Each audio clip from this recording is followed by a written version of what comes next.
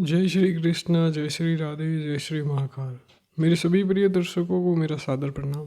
भगवान आप और आपके परिवार पर हमेशा कृपा बनाए रखे, यही मेरी हृदय से कामना है। तो मकर राशि के जातकों, आज इस वीडियो में हम चर्चा करेंगे 2026 से लेकर 2030 तक के संपूर्ण ज्योतिषीय विश्लेषण के। इस विश्लेषण में हम मकर राशि के भविष्य का विस्तार से अध्ययन करेंगे। यदि आपकी चंद्र राशि या लग्न राशि मकर है तो यह विश्लेषण विशेष रूप से आपके लिए है। मकर राशि के जातकों का स्वभाव अत्यंत विशिष्ट होता है। आप दिखावे की दुनिया से बहुत दूर रहते हैं। छोटी कामयाबी पर शोर मचाना आपके स्वभाव में नहीं है। आपकी सबसे बड़ी शक्ति यह है कि आप खामोशी से अपनी नींव मजबूत करते हैं। पिछले वर्षों ने, विशेषकर मार्च 2026 में समाप्त हुई साढ़ी साथी के उस कठिन दौर ने आपको जीवन की कई कठोर सच्चाइयाँ आपको सिखा दी। आपके उस संघर्ष और दर्द का एक गहरा ज्योतिषीय कारण रहा है जिसे शायद ही कोई अन्य राशि इतनी संयम से झेल पाती।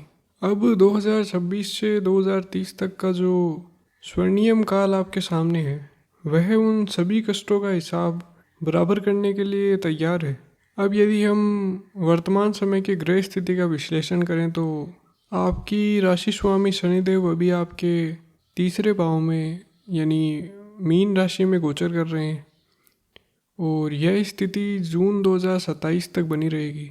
ज्योतिष में तीसरा भाव साहस, पराक्रम और पुरुषार्थ का स्थान रहा है। साढ़ी साथी समाप्त होने के बाद शनि का तीसरे भाव में आना वैदिक ज्योतिष में अत्यंत शुभ माना जाता है। शास्त्र का यह नियम स्पष्ट है कि तीसरे, छठे और 11वें भाव में गोचर करते हुए शनि जातक के दुखों और बाधाओं का नाश करते हैं। जो अदृश्य रुकावटें आपकी प्रगति पर लगी थी वह अब हट चुकी है। भविष्य को लेकर जो भय था वह धीरे धीरे आत्मविश्वास में बदलने वाला है। दूसरी बड़ी ग्रह गति देवगुरु बृहस्पति की है। 2 जून 2026 को बृहस्पति 7वें घर में यानी कर्क राशि में प्रवेश कर चुके हैं।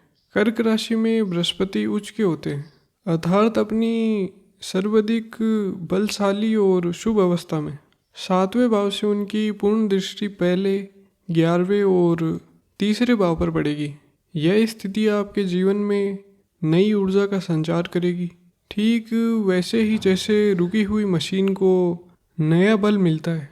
जिन क्षेत्रों में ठहराव था वह अब जागृत हो उठेंगे। इस गोचर में बृहस्पति तीव्र गति में भी रहेंगे जिससे जीवन के महत्वपूर्ण घटनाक्रम भी बड़ी तेजी से आगे बढ़ेंगे। चलिए एक और महत्वपूर्ण बदलाव की बात करते हैं जो कि 6 दिसंबर 2026 को होगा। इस दिन राहु आपके लग्न में और केतु आपके 7वें भाव में प्रवेश करेंगे। राहु एक तीव्र और भ्रमजाल रखने वाली ऊर्जा है। परिश्रम से अधिक उसे चतुराई और चालाकी प्रिय है। लग्न में आने पर यह आपके अवचेतन में एक तीव्र महत्वाकांक्षा जगह देगा। लक्ष्यों को तेजी से और बड़े स्तर पर हासिल करने की ललक बढ़ेगी। इस प्रकार एक ऐसी ग्रह स्थिति बनती है जिसमें गुरु की शुभता, शनि की दृढ़ता और राहु की रणनीतिक सोच तीनों एक साथ कार्य करते हैं। अब यदि हम आपके करियर और व्यवसाय का विश्लेषण करें तो मकर राशि वालों के लिए उनका कर्म ही उनकी सबसे बड़ी पहचान है। चाहे नौकरी हो या व्यापार, काम को पूजा की तरह करते हैं। आपकी कार्यशैली की एक खास विशेषता है धीमी पर अचूक रणनीति, एक मकड़ी की तरह जो शांत रहकर मजबूत जाल बुनती है। आप किसी काम में जल्दबाजी नहीं करते, पर्दे के पीछे बैठकर लंबी योजनाएं बनाते हैं और एक ठोस नींव तैयार करते हैं जिसे भविष्य में कोई हिला नहीं सकता। यह व्यवस्थित दृष्टिकोण अब आपको बड़ा लाभ देने वाला है। जो लोग व्यापार में हैं उनके लिए 2026 के बाद एक निर्णायक मोड़ आने वाला है। इसका मुख्य कारण है बृहस्पति 7वें भाव में होंगे जो सार्वजनिक व्यवहार और व्यवसायिक साझेदारी का भाव है। यदि आप नया व्यवसाय शुरू करने की सोच रहे हैं या किसी के साथ रणनीतिक साझेदारी करना चाहते हैं तो यह गोचर शानदार अवसर देगा। इसका कारण है कि बृहस्पति की दृष्टि सीधे तीसरे भाव पर पड़ रही है। जब राहु लग्न में आएगा तो आईटी और नई तकनीक से जुड़े लोगों को विशेष लाभ मिलेगा। नौकरी पेशा जातकों के करियर में जून 2027 में एक बड़ा बदलाव आएगा। उस समय शनिदेव आपके चौथे भाव यानी मेष राशि में प्रवेश करेंगे। मेष राशि में शनि नीच के होते हैं, जिसे गोचर में ढैया भी कहते हैं। इस अवधि में कार्यस्थल पर काम का बोझ बढ़ सकता है।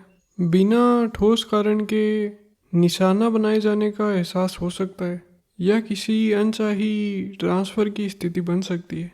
लेकिन वैदिक ज्योतिष का एक गहरा नियम यहाँ काम करता है। जब कोई ग्रह अपने भाव को दृष्टि से देखता है तो उसके नकारात्मक फलों का नाश होता है। नीच के शनि की दृष्टि आपके लग्न और 10वें भाव यानी कर्म भाव पर पड़ेगी।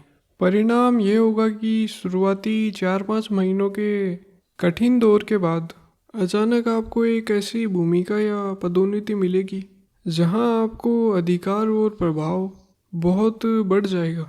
मई 2030 में जब बृहस्पति 10वें भाव में यानी तुला राशि में गोचर करेंगे तब आपका करियर अपने सर्वोच्च शिखर पर होगा। अब यदि हम आर्थिक स्थिति पर बात करें, अभी राहु आपके दूसरे भाव में गोचर कर रहे हैं। दूसरा भाव संचित धन और पारिवारिक संपत्ति का स्थान है। राहु यहाँ नगद धन तो दिला रहे हैं, लेकिन इधर एक कड़ी शर्त भी है। दूसरा भाव वाणी का भी भाव होता है। यदि अहंकार में आकर कार्यस्थल या परिवार में कटु शब्दों का प्रयोग हुआ तो धन संचय में भारी रुकावट आ सकती है। संवाद और बोलने के ढंग पर पूरा नियंत्रण रखना आवश्यक है। जुलाई 2027 से जून 2028 तक यह जो काल है यह शक्तिशाली विपरीत राजयोग बना रहा है। यह वह स्थिति है जब बृहस्पति 8वें भाव में गोचर करेंगे। यद्यपि 8वां भाव समानतः शुभ नहीं माना जाता, लेकिन जब यह विपरीत स्थिति बनती है तो रुका हुआ धन और अटका हुआ लाभ मिलता है। कोई कानूनी विवाद में फंसी संपत्ति हो या न्यायालय के कारण कोई भूमि अटकी हो तो वह इस अवधि में आपके पक्ष में स्पष्ट होने की प्रबल संभावना है। लेकिन एक चेतावनी भी है जिसे अनदेखा नहीं किया जा सकता। जुलाई 2028 में जब राहु 12वें भाव में यानी धनु राशि में प्रवेश करेगा तब व्यय में अचानक भारी वृद्धि हो सकती है। 12वां भाव व्यय और विदेश यात्रा का भाव है।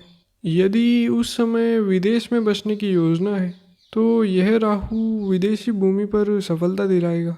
लेकिन यदि आप अपनी जन्म भूमि पर हैं तो यह गोचर विलासिता और दिखावे पर अत्यधिक खर्च करवा सकता है। इस दौरान में किसी को पैसा उधार ना दें और किसी के लिए आर्थिक जमानतदार बिल्कुल ना बने, अन्यथा किसी आर्थिक प्रॉब्लम का सामना आपको करना पड़ सकता है। हालांकि 2029 और 2030 आते आते जब शनि 5वें भाव में और राहु 11वें भाव में होंगे तब धन का प्रभाव इतना तीव्र होगा कि पुराने सभी नुकसान बढ़ जाएंगे। अब यदि रिश्तों, प्रेम और वैवाहिक जीवन पर बात करें तो मकर राशि के जातकों के रिश्ते अक्सर कुछ जटिल होते हैं।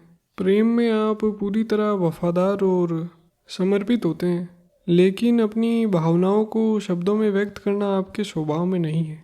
सभी की आर्थिक और सामाजिक सुरक्षा के लिए आप दिन रात एक कर सकते हैं। जो जातक अभी अविवाहित हैं उनके लिए जून 2026 के बाद जो समय है वो बहुत ज़्यादा शुभ है।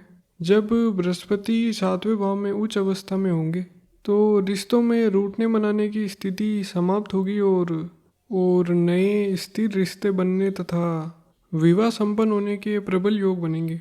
6 दिसंबर 2026 को केतु 7वें भाव में गोचर करेंगे। केतु एक वैरागी और अलगाववादी ग्रह है जिसे सांसारिक लगाव पसंद नहीं।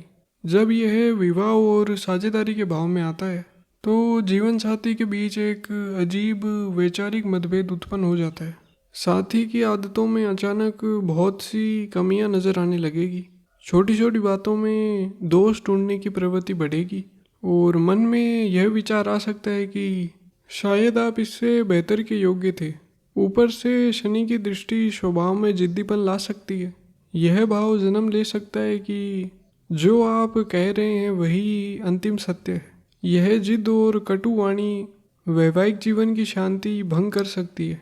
इसलिए यदि रिश्तों में मधुरता बनाए रखनी है तो व्यवहार में नरमी और साथी के प्रति सम्मानशील रवैया अपनाना आवश्यक होगा। अब यदि स्वास्थ्य के बारे में बात करें तो मकर राशि के जातकों में एक अनोखा पैटर्न दिखता है। बचपन और युवा अवस्था में पारिवारिक जिम्मेदारी इतनी अधिक होती है कि आप अपनी व्यावसायिक उम्र से काफ़ी बड़े और परिपक्व लगते हैं। लेकिन जैसे जैसे उम्र 30-35 पार करती है आप मानसिक रूप से हल्के होते जाते हैं और शारीरिक रूप से अपनी उम्र से छोटे दिखने लगते हैं। आने वाले गोचर के अनुसार जब तक शनि तीसरे भाव में है उनकी 10वीं दृष्टि 12वें भाव पर पड़ेगी। इसके प्रभाव से घुटनों का दर्द, थकने का दर्द और चलते समय पैरों में भारीपन की संभावना है। साथ ही कमर की समस्या भी बीच बीच में परेशान कर सकती है। जुलाई 2027 के आसपास जब बृहस्पति 8वें भाव में आएंगे तब शरीर में चर्बी बढ़ने की संभावना है।